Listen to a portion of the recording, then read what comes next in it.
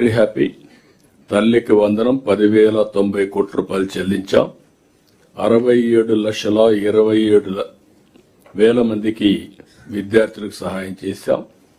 చెప్పిన మాట ప్రకారం ఎంతమంది పిల్లలుంటే ఆ తల్లికి 15,000 చొప్పున చెల్లిస్తామని చెప్పి మాట నిలబెట్టుకున్నాం. రెండోది శ్రీశక్తి ఉచిత ప్రయాణం. దీనివల్ల ఈరోజు ఉమెన్ లో మొబిలిటీ పెరిగింది. రెండోది వాళ్ళలో ఒక సెల్ఫ్ కాన్ఫిడెన్స్ వచ్చింది. దగ్గర 4,29,00,000 ప్రయాణాలు చేశారు. ఇది ఎక్స్ట్రాడినరీ పర్ఫార్మెన్స్. దీనికి కూడా ఆర్టీసీ వండర్ఫుల్ వర్క్ చేశారు. ఉండే బస్సులతోనే ఆక్యుపెన్సీ పెంచి చాలా బాగా పనిచేస్తున్నారు.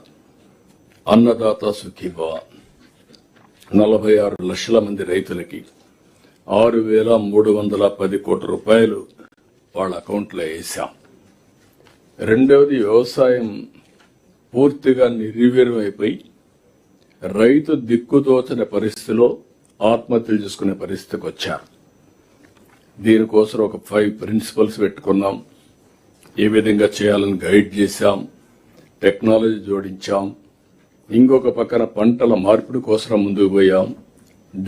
డిమాండ్ డ్రివన్ క్రాప్సే ప్రొడ్యూస్ చేశాం.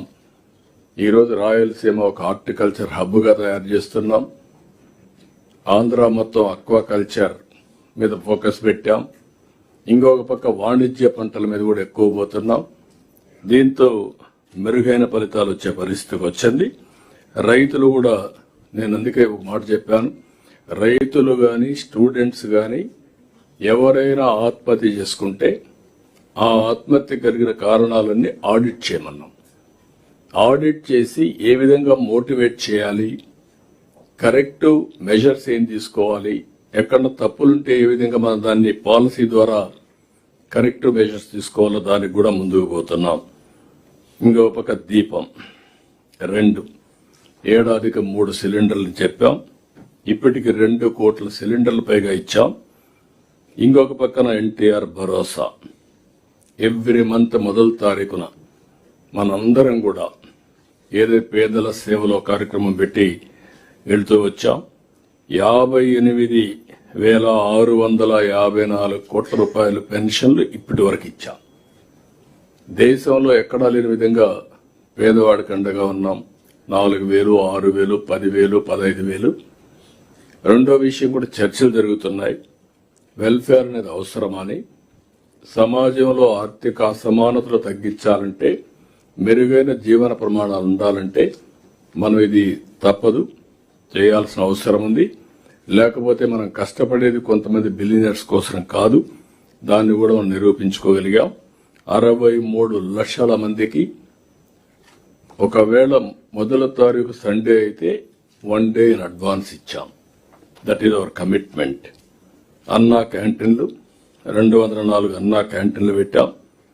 అది కూడా ఒకప్పుడు ఉండే క్యాంటీన్లు రద్దు చేస్తే మళ్లీ పేదవాడికి అన్నం పెట్టాలన్న ఉద్దేశంతో ఈ కార్యక్రమాన్ని చేశాం. మత్స్యకార భరోసా 20,000 చొప్పున 1,25,000 మందికి 250 కోట్లు ఇచ్చాం. ఆటో డ్రైవర్ సేవలో ఏడాదికి 15,000 రూపాయల చొప్పున 436 కోట్లు వాళ్ళ అకౌంట్లో జమ చేశాం. 2,90,000 మందికి ఇచ్చాం. ఆర్టీసీ బస్సుల్లో శ్రీశక్తి కింద ఉచిత ప్రయాణ సౌకర్యం ఏర్పాటు చేసినప్పుడు వీళ్ళకు కూడా ఉపాధి దెబ్బతినకూడదనే ఉద్దేశంతో మనం ఇచ్చేశాం. రికార్డు స్థాయిలో ధాన్యం సేకరణ 24 గంటల టైంలోనే జమ చేశాం. మార్కెట్ ఇంటర్వెన్షన్లు చేశాం. పొగాకు, మామిడి, కోకో, ఉల్లి ఎక్కడ ఏ పంట అయినా సరే గిట్టుబాటు ధర లేదు, రైతు నష్టపోతున్నాడు అంటే అక్కడ ఇంటర్వ్యూన్ అయ్యాం. స్టెబిలిటీ తీసుకొచ్చాం. ఇప్పటి వరకు 1,100 కోట్లు పైగా ఖర్చు పెట్టాం.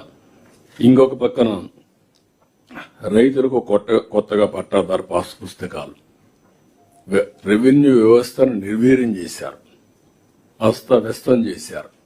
దాన్ని ఇప్పుడు రివైవ్ చేయాలంటే చాలా సమస్యలు వచ్చాయి. నిన్నే నేను చూశాను. ఆనాటి ముఖ్యమంత్రి ఇంటికి ఆయన ఉండే ఇంటి పక్కన హెలిప్యాడ్ కావాలి. హెలిప్యాడ్ కావాలంటే తప్పులేదు, లీజు తీసుకోవచ్చు, వేరే ల్యాండ్ తీసుకోవచ్చు. దానికోసం ఒక అతన్ని ఇమ్మంటే ఓన్ ల్యాండ్ నేను ఇవ్వనన్నాడు. అతను వేరే దగ్గర నుంచి కొనుక్కున్నాడు. అలాంటి ల్యాండ్ ఇవ్వమంటే ఇవ్వకపోతే బలవంతంగా టేక్ ఓవర్ చేసి అతను ఇనలేదు కాబట్టి 22A కింద పెట్టేశారు. అంటే ఒక ప్రైవేటు వ్యక్తి ల్యాండ్, సాక్షాత్తు చట్టాలు చేసే ముఖ్యమంత్రి, చట్టాలను అమలు చేయవలసిన వ్యక్తి ఒక ప్రైవేట్ ఆస్తిని 22A కింద ఇల్లీగల్ గా పెట్టాడంటే ఇది పరాకాష్ట. నేను అడిగాను అతన్ని, ఇప్పటికీ 4-5 సంవత్సరాలు అయింది, నువ్వేం చేశావని అడిగాను. సార్, ముందు నా ప్రాణం ఉంటే నేను ఎప్పటికైనా పోరాడతాను, పోతే పోయింది ఆస్తి అనుకుంటాం, నేనేం మాట్లాడలేకపోయాను. ఇప్పుడు మీరందరూ సెట్ చేస్తున్నారు కాబట్టి మీ దగ్గరకు వచ్చి పిటిషన్ ఇస్తున్నానంటే రికార్డ్స్ అన్ని తీసుకున్నాం. ఆ రికార్డ్స్ అన్ని ఇప్పుడు వెరిఫై చేసి యాక్షన్ తీసుకునే పరిస్థితికి వచ్చాం.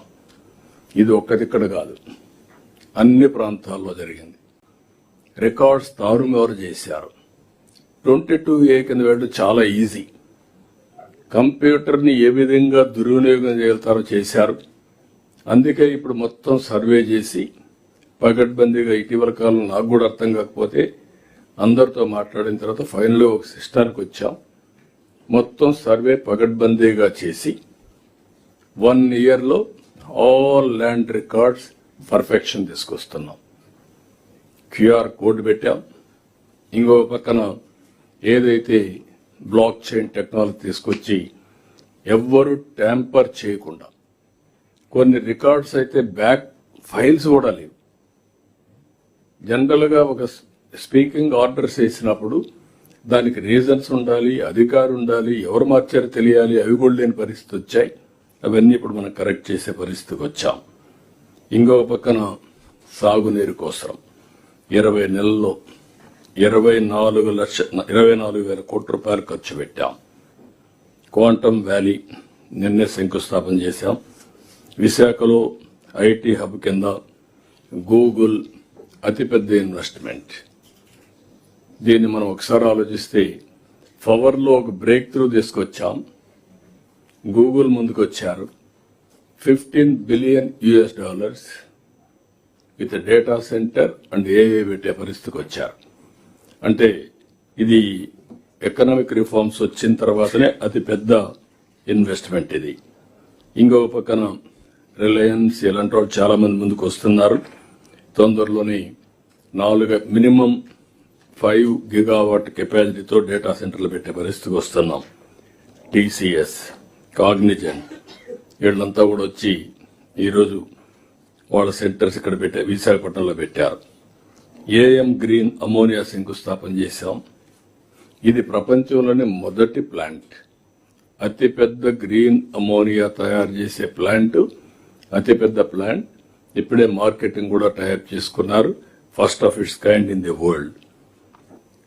ఇప్పుడే విద్యుత్ శక్తి డిపార్ట్మెంట్, నేను ముందే చెప్పాను, ట్రాన్సిషన్. ఒకప్పుడు ట్రూ అప్ ఛార్జెస్ నుంచి ఇప్పుడు ట్రూ డౌన్ ఛార్జెస్కి వచ్చాం.